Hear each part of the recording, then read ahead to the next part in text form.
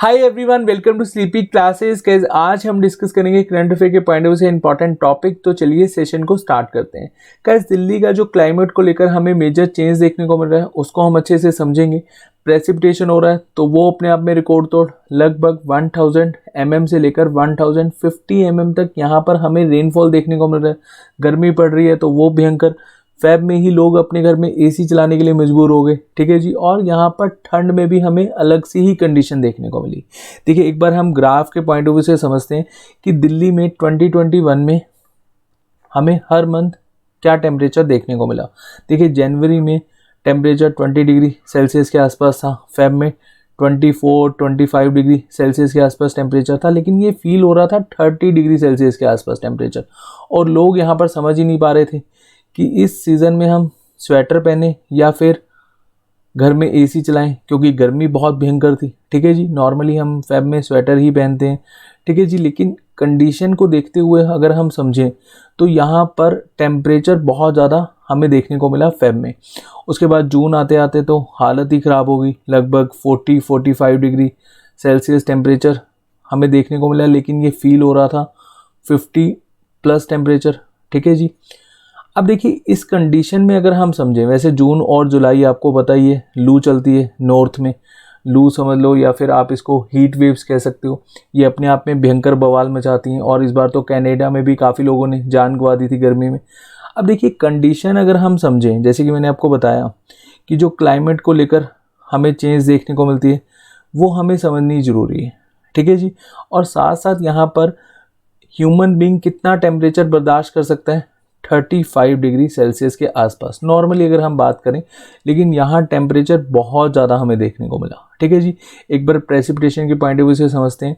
देखिए, ये है ग्राफ दिल्ली का और जैन से लेकर दिसंबर तक देखते हैं कि क्या हमें प्रेसिपिटेशन देखने को मिलेगी हर मंथ। जैन में तो खैर बहुत कम है, फेब में भी बहुत कम है। चलिए एक बार सीधा यहाँ पर जून में आते हैं, क्योंकि मानसून स्टार्ट होता है लगभग जून जुलाई से, ठीक है। तो जुलाई में प्रेसिपिटेशन ज़्यादा देखने को मिला, ऑब्वियसली जुलाई में तो होगा ही। अगस्त में भी हुआ, लेकिन सितंबर में बहुत ज़्यादा हमें प्रेसिपिटेशन देखने को मिला और इसने तो रिकॉर्ड ही तोड़ दिए लगभग 77 ईयर्स के, ठीक है। इससे पहले जो कंडीशन हुई थी, मतलब जो आज कंडीशन है दिल्ली की, वो लगभग 70 साल पहले की कंडीशन है। और अगर आप यहाँ पर एक और फिगर याद कर सको तो वो भी कर सकते हो। 121 सालों में ये दूसरी बार कंडीशन हुई है दिल्ली की, ठीक है जी। अब इतना ज़्यादा प्रेसिपिटेशन जो हमें देखने को मिल रहा है, इसके पीछे हमें कंडीशन समझना बहुत ज़रूरी है, ठीक है। अब ये सारा का सारा रिकॉर्डेड कहाँ पर होता है, कौन सी ऑब्जर्वेटरी में रिकॉर्ड किया जाता है, IMD की। तो ये आपको याद रखना है, सफदरजंग। अब देखिए, IMD के द्वारा एक कलर कोडेड के पॉइंट ऑफ व्यू से सारा का सारा बताया जाता है कि एग्जैक्टली हमें कौन सा यहाँ पर जो कलर है वो वार्न करता है कि हमें इससे बचना है। मैं आपको यहाँ पर प्रॉपर समझा देता हूँ।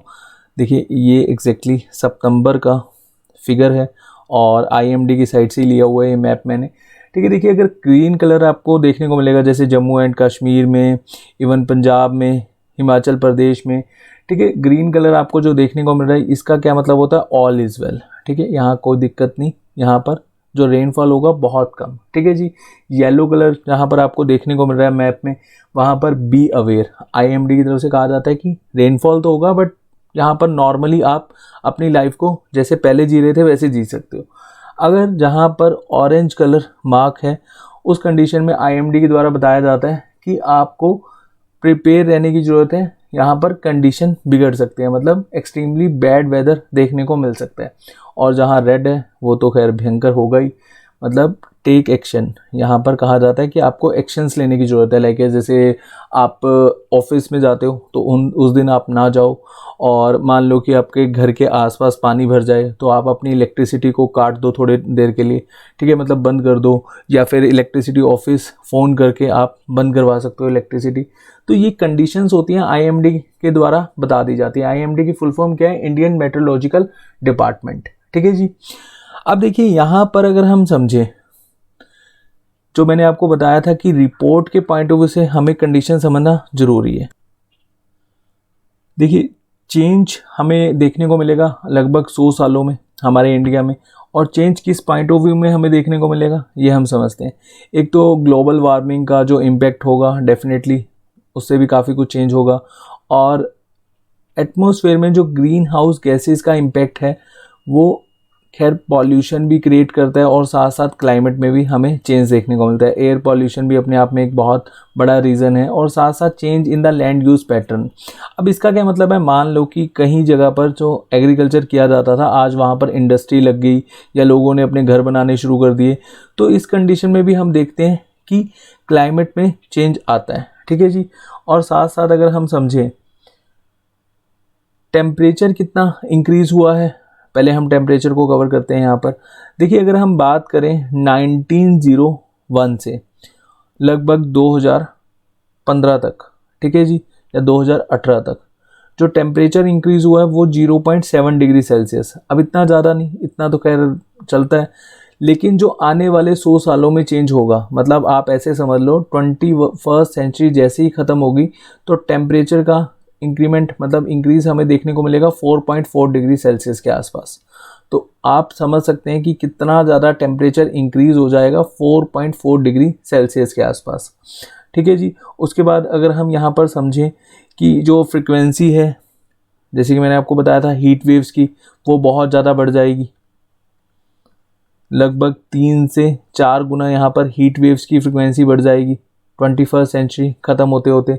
और यहाँ पर ड्राउट लाइक कंडीशन बहुत ज़्यादा हो जाएगी, अगर टेम्परेचर इंक्रीज़ होगा तो ड्राउट लाइक कंडीशन बढ़ जाएगी। ठीक है। और हर चीज़ का पैटर्न हमें चेंज देखने को मिलेगा, चाहे वो प्रेसिपिटेशन ही क्यों ना हो।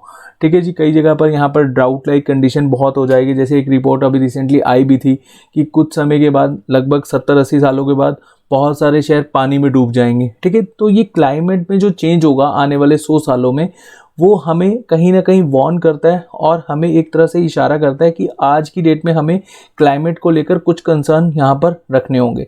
जैसे बहुत सारे प्रोटोकॉल हैं, हमारे देश के प्राइम मिनिस्टर नरेंद्र मोदी जी भी हमेशा से क्लाइमेट को लेकर काफ़ी ज़्यादा कंसर्न रहते हैं। ठीक है। तो इसको लेकर हम प्रोटोकॉल जो है वो अलग से डिस्कस करेंगे। अभी जस्ट हम यहाँ पर कंडीशन देखते हैं जो इस रिपोर्ट में बताई गई है। ठीक है। और जैसे सी लेवल बढ़ जाएगा 21st सेंचुरी ख़त्म होते होते तक लगभग 300 mm तक। अब आप कहेंगे सर 300 mm क्या ज़्यादा होता है? बिल्कुल ज़्यादा होता है। अगर हम बात करें 1900 से लेकर 2015 या 2018 तक, तो ये कितना बड़ा होगा? 1.06 से लेकर 1.75 mm तक। ठीक है जी। वैसे ये जो फिगर है ये 1875 से है, बट यहाँ पर मैं 1900 से कंसीडर कर रहा हूँ, तब भी आप देख सकते हो कि कितना सी लेवल बड़ा है, और 21st सेंचुरी ख़त्म होते होते तक कितना ज़्यादा सी लेवल यहाँ पर बढ़ जाएगा, और ग्लोबली बढ़ेगा ये 180 mm तक। ठीक है जी। और हर 10 साल के बाद एक साइक्लोन हमें देखने को मिलेगा। लगभग 21st सेंचुरी ख़त्म होने में 80 साल हैं, तो 8 डिकेड्स में हमें 8 साइक्लोन ऐड ऑन होते हुए दिखेंगे। और अगर साइक्लोन ऐड ऑन होते हुए दिखेंगे तो यहाँ पर भयंकर क्या आएगी? बाढ़ आएगी। ठीक है। और भी बहुत सारी कंडीशंस यहाँ पर हमें बिगड़ती हुई दिखेंगी। और हिंदू कुश हिमालय में जो टेम्परेचर है वहाँ पर भी वेरिएशन होगा, और टेम्परेचर बढ़ जाएगा वहाँ पर 1.5 डिग्री सेल्सियस के आसपास। अगर हम ओवरऑल देखें तो हिमालयस में भी जो स्नोफॉल है वो कम होने लगेगी, और उसकी वजह से रिवर का जो फ्लो है वो बढ़ जाएगा। स्नोफॉल नहीं होगी तो जो ग्लेशियर्स हैं वो पिघलना शुरू हो जाएंगे। ठीक है। तो ग्लेशियर अगर पिघलेंगे तो डेफिनेटली कंडीशन यहाँ पर बिगड़ेगी। और प्रेसिपिटेशन अगर हम देखें तो कई एरियाज़ में बहुत ज़्यादा हो जाएगी, कई एरियाज़ में ड्राउट लाइक कंडीशन आ जाएगी। तो ये जो रिपोर्ट है ये अपने आप में हमें सोचने के लिए मजबूर करती है कि हमें अपने इंडिया को किस तरह से सेव करना है, इवन पूरे वर्ल्ड को। ठीक है जी। मतलब क्लाइमेट से लेकर हम किस तरह से प्रोटोकॉल यहाँ पर रख सकते हैं, और जिससे हम लोग आने वाले टाइम में अपने आप को सेव रख सकें, या फिर हमारी जो आने वाली पीढ़ी है उनको सेव रख सकें। इस टॉपिक में इतना ही था, होपफुली आपको समझ में आया होगा। वैसे मैंने ज्योग्राफी फॉर ऑल में क्लाइमेट बहुत अच्छे से कवर करवाया है। अगर आप ज्योग्राफिकल पॉइंट ऑफ व्यू से समझना चाहते हैं तो आप प्लेलिस्ट में जाइए ज्योग्राफी फॉर ऑल, और लेक्चर नंबर 22 एंड 23 ये दोनों सेशन आपने देखने हैं। आपको यहाँ पर समझ में आ जाएगा कि मानसून कैसे आता है और क्लाइमेट हमें इंडिया में किस तरह से देखने को मिलता है। ठीक है जी। तो चलिए, थैंक यू सो मच, अपना ध्यान रखिए।